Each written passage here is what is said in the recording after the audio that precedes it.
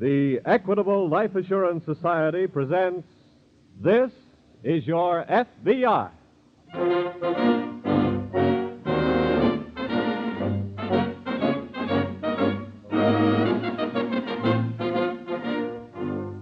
This is Your FBI, an official broadcast from the files of the Federal Bureau of Investigation, presented as a public service by the Equitable Life Assurance Society of the United States and the Equitable Society's representative in your community.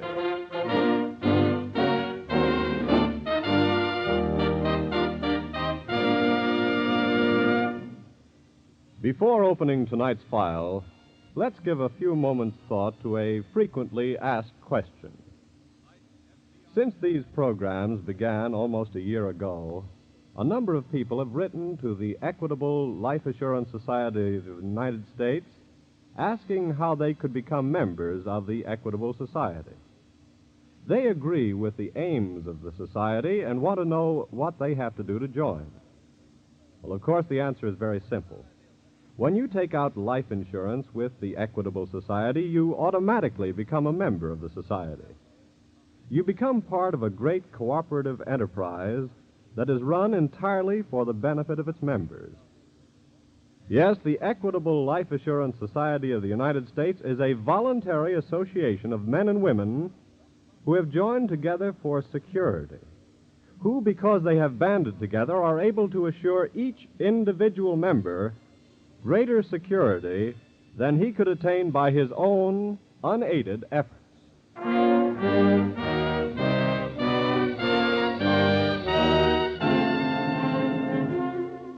Tonight's FBI file, The Corrupt City.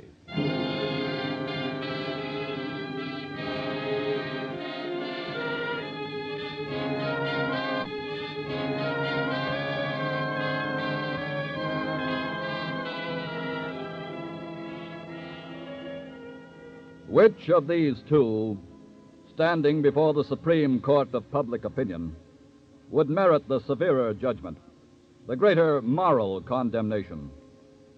The professional criminal whose business is violating the law for profit, or he who occupies a position of public trust and uses its power to protect the criminal for self-gain?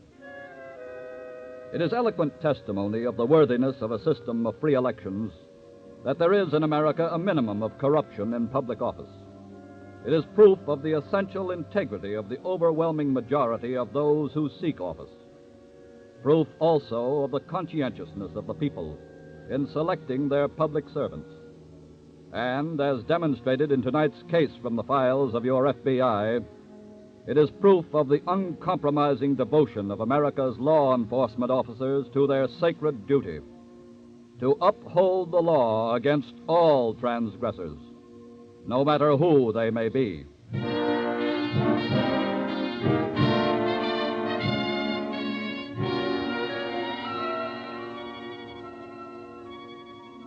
In a Midwestern city along the waterfront, midnight darkness and a light fog shroud the deserted docks and warehouses.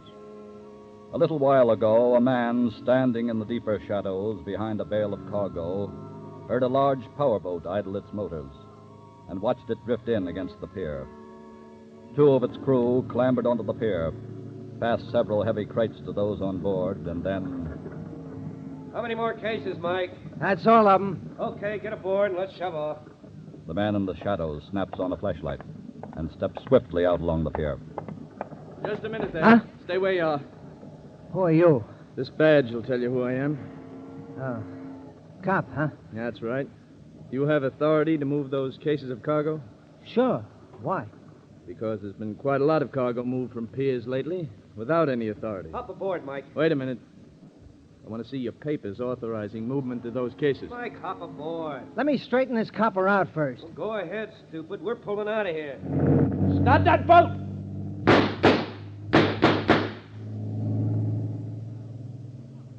Looks like you missed them, copper, so you'd better arrest me.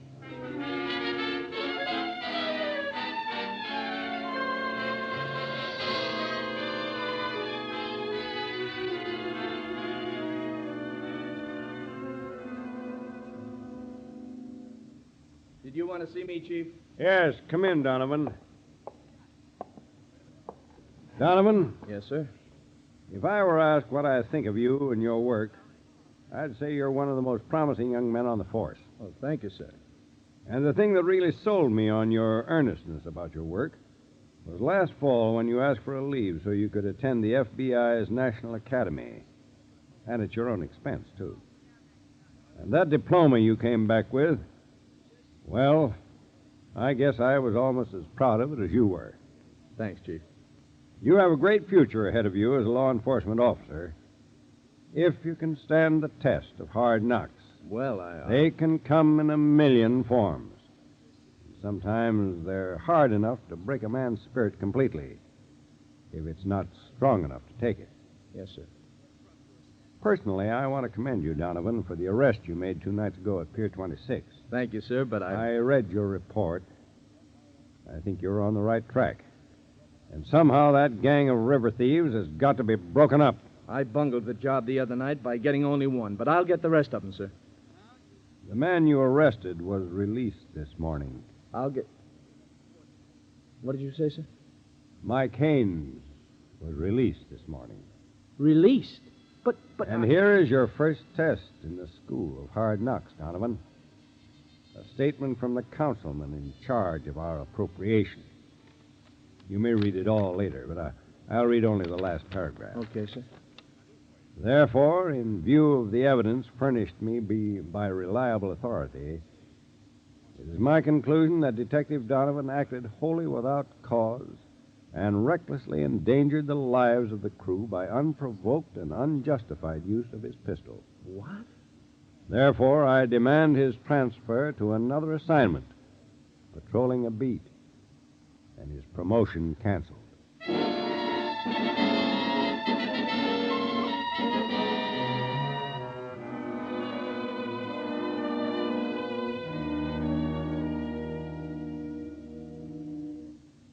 Well, that's a pretty sordid story, Donovan. Well, Mr. Craig, I didn't come here to the FBI office looking for sympathy. You don't have to tell us that. I don't blame the chief for not going to bat for me. His hands were tied.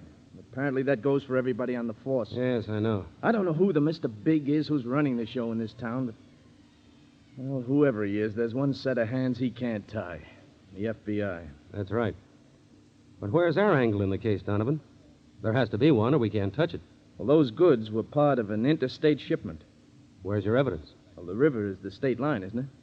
Yes. Well, the rest of the gang got away in the boat the other night, and they headed for the other side of the river. But you don't know for sure that the boat went all the way. No. It could have turned and cut back to this side at a point farther up or downstream.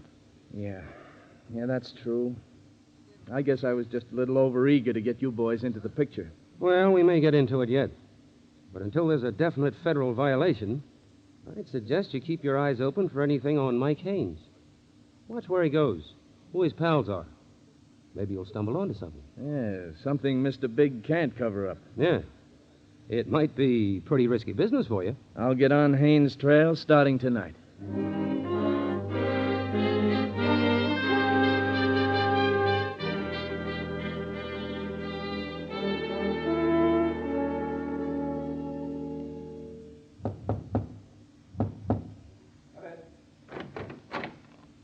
Busy, Sam? No. Come on in. You got me sprung, huh? Yeah. I don't know why, though. What do you mean? That was a real stupid play, Mike. What? Playing the big shot for that copper. You acted like you had protection sticking out all over you. Well, that's the deal, ain't it? No, not for publication, sucker. They're still honest cops, you know. Well, how was I to know? The big guy didn't like it. Well, he sprung you this time, but from now on, take it easy. Something's got to be done about that cop. Why? He's been tailing me ever since I was sprung. I go in for a beer, and he comes in for a beer. I go in the bowling alley, and he comes in. I go home, and he walks by the house. Well, he hasn't tailed you across the river any time, has he? How could he? That's out of bounds for him. Well, the guy's driving me crazy. Maybe that's what he wants to do. Huh? Figures you'll get too jumpy sometime and make the wrong kind of move. Oh, not me, Sam. We're not going to take a chance on that. What do you mean? You want to get that copper off your neck? Sure. And here's what you do. Tomorrow, as soon as you know...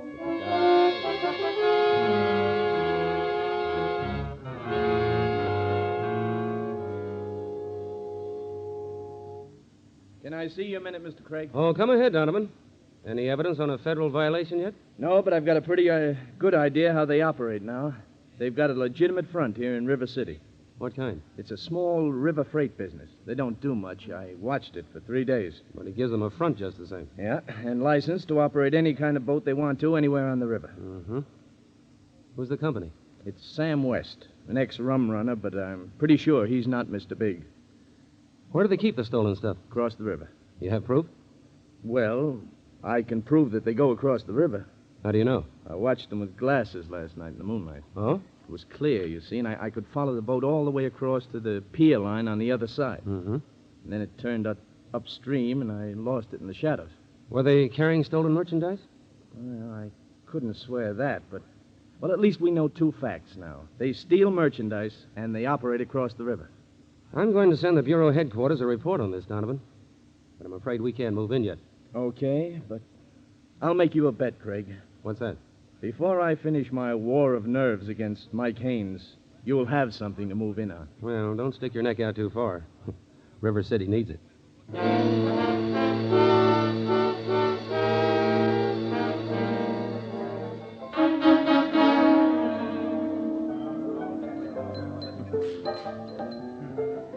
What are you drinking, mister? Well, maybe I'm not drinking. That's about all you can do in here. The sign outside says bar and grill. Okay. How'd you like some nice grilled salami on graham crackers? That's what we got left. Thanks. You looking for somebody? Yeah, I thought I saw a fella come in here just ahead of me. I guess I never seen him. You got a back door? Yeah, it's out back. Thanks again.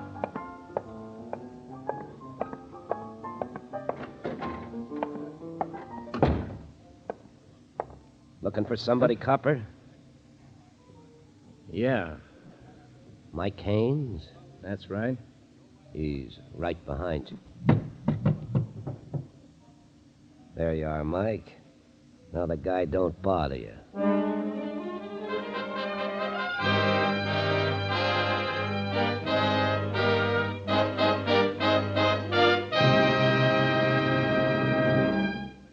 We'll return to this FBI file in just a moment. In the meantime, since it's still only a few hours past Valentine's Day, let's consider a subject that's very close to every man's heart and every woman's. This week at the Equitable Society, one of the representatives told me about a unique Valentine which he helped prepare. The giver of this Valentine was a young man who came home from the Navy just 3 months ago to marry his childhood sweetheart. It seems that this newly wedded husband made up a giant Valentine complete with cupids, forget-me-nots, and all the customary fixings. And in the center of it all was a brand new life insurance policy in the Equitable Life Assurance Society of the United States. Well, when you come to think of it, what better proof of his love can a husband give his wife than to provide her with the security of life insurance? You see, here in the Equitable Society, we're not just guardians of the dollars and cents sent in by our members. We're guardians of human hopes and human happiness.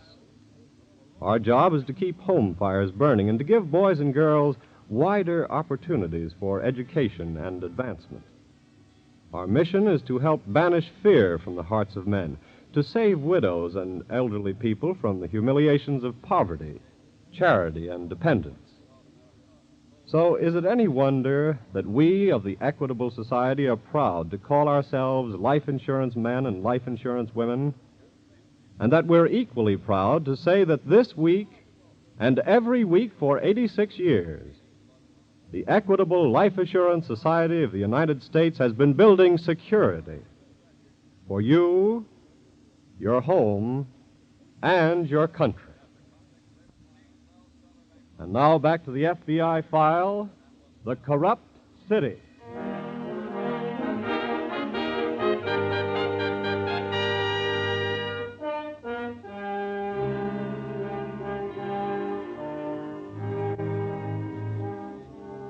Every day and night, 24 hours around the clock, your law enforcement officers risk their lives to keep their covenant with you, to protect your lives and property.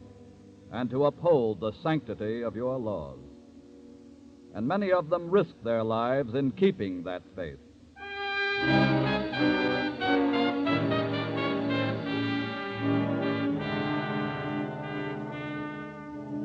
It is nearly noon now, the second day after Officer Donovan walked into the trap set for him by Mike Haynes of the River Gang.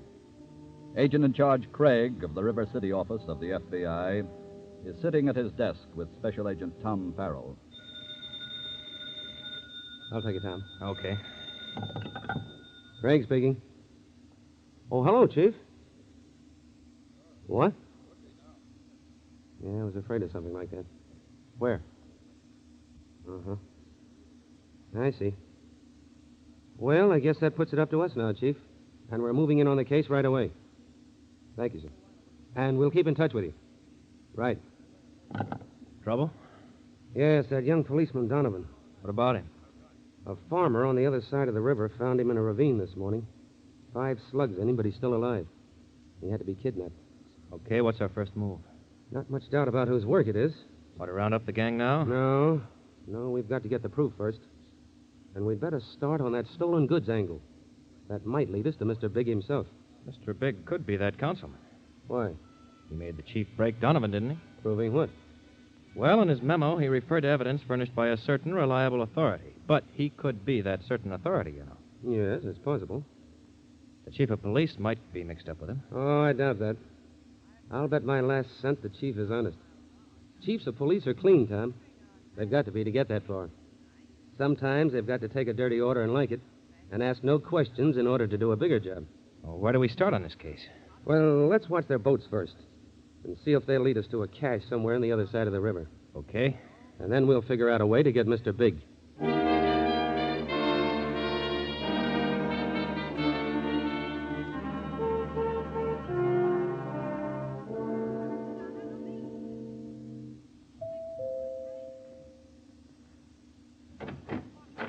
Hi, Mr. Adams. Come in, Sam. You want to see me? Yes, Okay, what's on your mind? that policeman, Who are you talking about? Donovan. Oh. Okay, so he was getting too nosy, so we got rid of him. Did I tell you to? I take protection from you, Adams, not orders. Really? Now, what are you squawking about Donovan for? He might have found his way all the way up to you, you know. I could have handled that. Are you kidding? It goes to the papers then, and you can't handle them. You may be the party boss, councilman, and run everything in this town, but you can't... Shut up. Now listen to me. Okay. You know what you've done by kidnapping Donovan? Shooting him, dumping him across the state line? What? That's not a local police case. That belongs to the FBI. Huh? You've heard me. All right, but that ain't my worry. Protection's still your job, Adams. You can't fix the FBI. So, what are you going to do? I'm going to give the orders from now on, or pull out. You and the boys lay low for a few days. No more jobs until I tell you. Understand?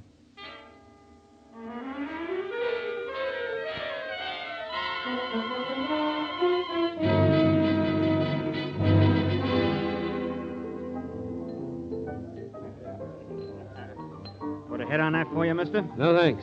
No, it goes better with the music when it's flat. A comedian. Tom, Yeah?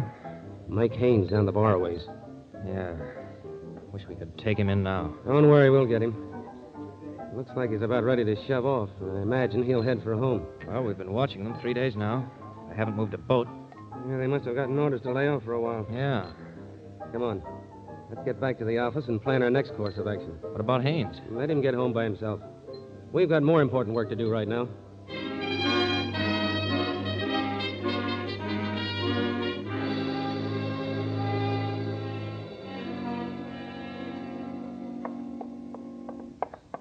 Sam, Yeah? I got a hot tip on something big, Sam. Big like what? Big like a big pile of dough. Oh, the boss said to lay off. Hey, he likes the cut he gets, don't he? Well, sure, but Then he'll drop his teeth when he hears about this. What do you got? Big shipment of nylon. No kidding. Yeah, and at present prices, we ought to split $100,000. Oh, where is it? It's on Pier 42, waiting for us. Well, let me get Adams on the phone. Now, leave him out of it. We'll do it now and tell them afterwards. Suits me.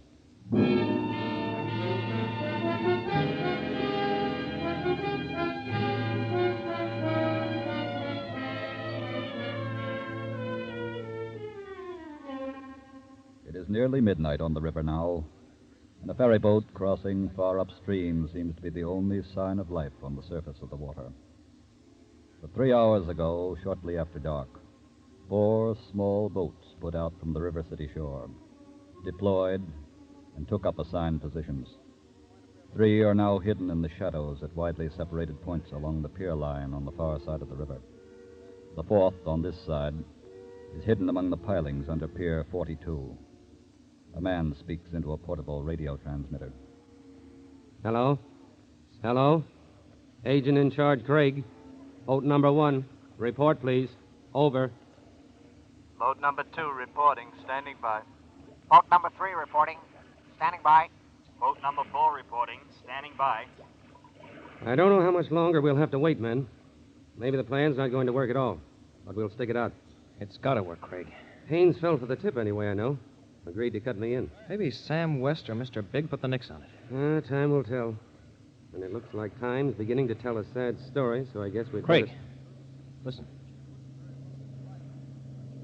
Motorboat. Yeah. Making this way, too. Let's not give the boys a false alarm until we're sure it's the boat we're looking for. That's it, all right. It's cutting in this way. Yeah. Hello? Hello? Craig speaking. I think we're in. There's a boat heading in for this pier. Keep radio silence and stand by.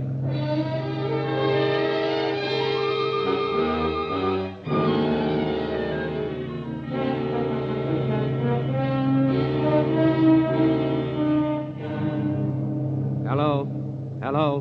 Boat number 2. Come in. Boat number 2 reporting. They've loaded and pulled away. Headed across the river for your position.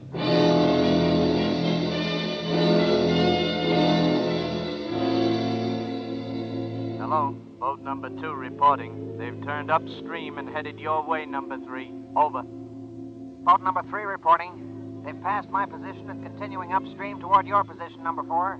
Over.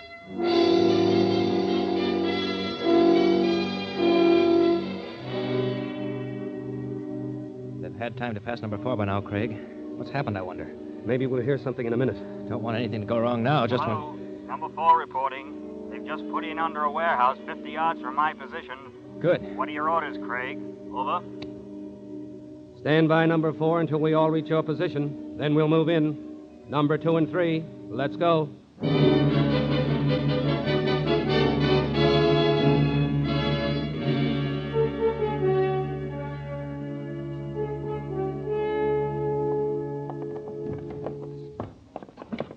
All right, boys. You can set those cases down right there. Put yours up on the table here, Mike. Okay. Break her open and let's see what we got. Right. Adams is going to be real sorry he passed this one up. Yeah. This ought to be worth $100,000. It's all for us. I wouldn't be too sure of that. Huh? Adams. Tried to pull one without me, didn't you? So? You pulled this job against my orders.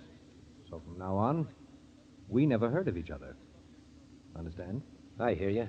And if you don't clear out of this county and stay out, I'll have you slammed in jail so far it'll take you 40 years to walk to the front gate. That's enough, Adams. Put down that gun. Oh, no. I said put down that gun. No dice. Not until I... Drop that gun, West. What? We're special agents of the FBI. You're all under arrest. Thank you, gentlemen. Save it, Adams.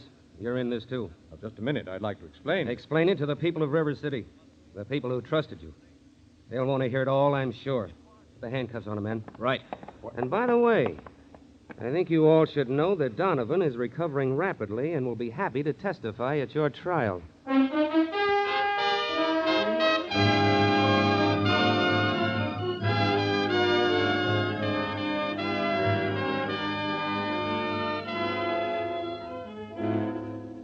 The vicious political influence of John Adams and his accomplices was broken up by their trial and conviction in a federal court. They were sentenced to long terms in a penitentiary. The significance of tonight's case can be best illustrated by a quote from an article written by J. Edgar Hoover, director of the Federal Bureau of Investigation, in this month's American magazine.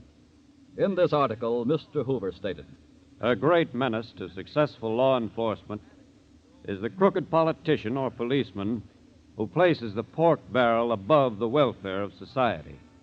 These politicians either corrupt policemen or destroy their morale.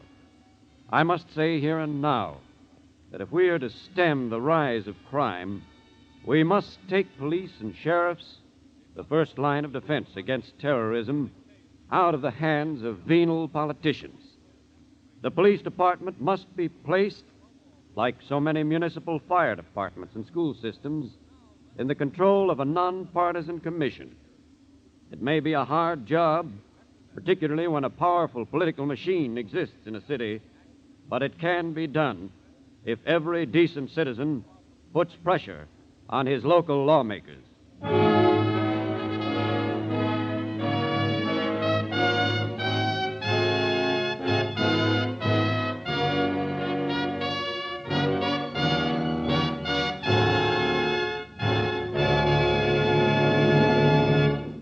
Before we tell you about next week's thrilling case from the files of your FBI, a word about a man worth knowing. To your FBI, you look for national security, and to the Equitable Society for the financial security of life insurance. In the past 86 years, the Equitable Life Assurance Society has weathered 4 wars and 7 major depressions. During that time, over $5.5 billion have been paid to policyholders and beneficiaries. This tower of strength, security, and stability is represented in your community by a man whom hundreds of your fellow citizens know as their good friend, the Equitable Society representative, who, like your FBI, is dedicated to the protection of you, your home, and your country.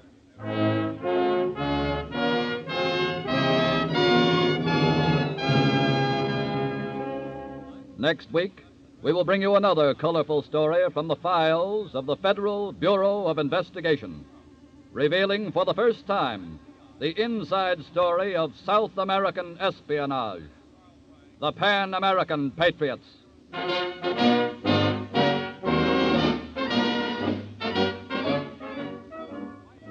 The incidents used in tonight's Equitable Life Assurance Society's broadcast are taken from the files of the Federal Bureau of Investigation.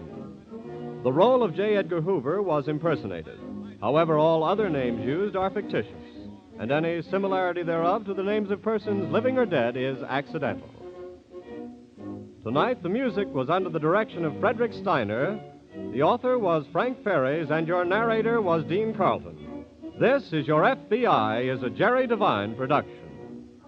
Now, this is Carl Frank, speaking for the Equitable Life Assurance Society of the United States and the Equitable Society's representative in your community, and inviting you to tune in again next week at this same time, for This is Your FBI.